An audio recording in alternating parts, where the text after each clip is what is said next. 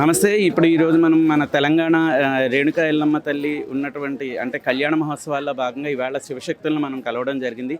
ఒక్కసారి అసలు వాళ్ళని కూడా అసలు ఈ అమ్మవారి మహిమ ఏంటనేది వాళ్ళని అడిగి మనం తెలుసుకుందాం. నమస్తే అండి అందరికీ. నమస్తే అండి. మీ పేరండి? బాలస్వామి. ఓకే.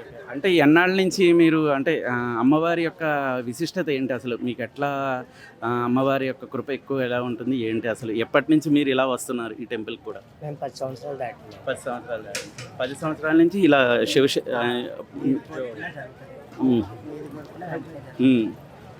ఇక్కడ వస్తాం, పట్టణాలు వేస్తాం, బోనాలు ఎత్తాం, సేవ ఊగుతాం, అన్ని మంచిగా జరుగుతాయి. కోరిన కోరికలు ఎంబటే తీర్చుది అమ్మవారు, వెంటనే తీరుస్తుంది. మీ పేరండి? వెన్నెల. వెన్నెల. మీరు ఎప్పటి నుంచి? నేను 10-12 సంవత్సరాల నుంచి 10-12 సంవత్సరాల నుంచి. అసలు ఏంటి అసలు మీకు ఏమన్నా అమ్మవారి యొక్క ఆ మహిమ ఎట్లా తెలిసింది అసలు ఏంటి? అమ్మవారి మహిమ అంటే మేము అనుకున్న కోరికలన్నీ తీరుస్తుంది. అమ్మవారికి బోనం సమర్పిస్తున్నాము, సేవలు ఇస్తున్నారు. అంత మంచిగా ఉంది. మా కోరుకున్న కోరికన్ని తీరుస్తుంది. చక్కగా మాకు మంచిగా ఉన్నది. మీ పేరు? సింధు. నా పేరు సింధున. Okay okay. మీరు ఎప్పటి నుంచి వస్తున్నారు? మేము 7 సంవత్సరాలు బట్టి వస్తుంది. 7 సంవత్సరాలు. ఓకే.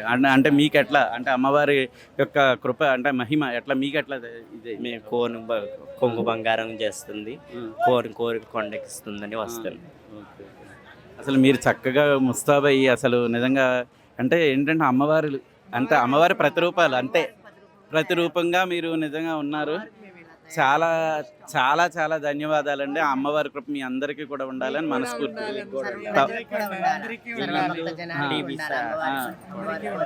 ఓకే ఓకే తప్పకుండా. ఆ ఎల్లమ్మ తల్లి యొక్క కళ్యాణోత్సవాల్లో భాగంగా ఒక అమ్మవారిని దర్శనం చేసుకోవడానికి వచ్చినటువంటి ఒక భక్తురాలని అసలు అమ్మవారి విశిష్టత ఏంటనేది ఒకసారి అడిగి తెలుసుకుందామండి. అసలు ఇక్కడ టెంపుల్ వాళ్ళు కూడా ఎలాగ భక్తులకి సౌకర్యాలు అనేటువంటి సమకూరుస్తున్నారు ఏంటి, వీరు ఎప్పటి నుంచి ఇక్కడికి రావడం జరుగుతుంది అనేది ఒక్కసారి అడిగి మనం తెలుసుకుందాము. నమస్తే అమ్మా. నమస్కారం. మీ పేరు? నా పేరు సునీత. సునీత. అమ్మ ఎప్పటి నుంచి మీరు ఇక్కడికి అమ్మవారి గుడికి నా రావడం? పెళ్ళైనప్పటి నుంచి వస్తున్నా. దేనికి లోటు ఉండదు.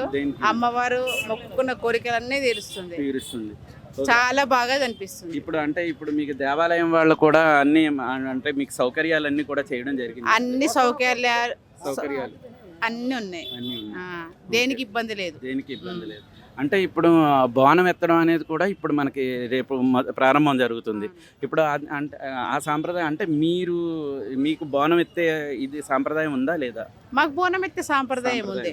అంటే ఎందుకంటే కొందరికి ఉంటుంది, కొందరు బోనం ఎత్తడాలంటే ఇక్కడ ఈ రోజు చేయము, మామూలుగా మొక్కుకుంటాం కదా, అలాగొచ్చి మా ఫ్యామిలీ వాళ్ళతో వచ్చి చేసుకొని ఇక్కడనే వండుకొని తిని వెళ్ళిపోతాం.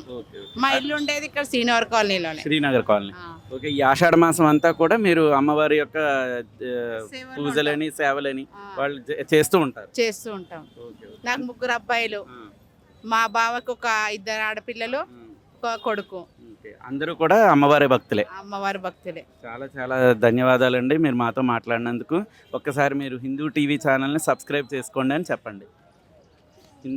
హిందూ టీవీని సబ్స్క్రైబ్ చేసుకోండి.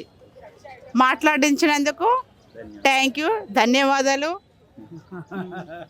Okay okay. చూశారు కదండి, ఆనందం అంతా కూడా ఆవిడ కళ్ళల్లోనే కనబడుతుంది. అమ్మవారి కళ్యాణోత్సవాల ఆనందం కూడా ఇలా అందరు భక్తులను కూడా అమ్మవారు చల్లగా దీవించాలని మనస్ఫూర్తిగా కోరుకుంటూ మీ శివప్రసాద్. నమస్తే.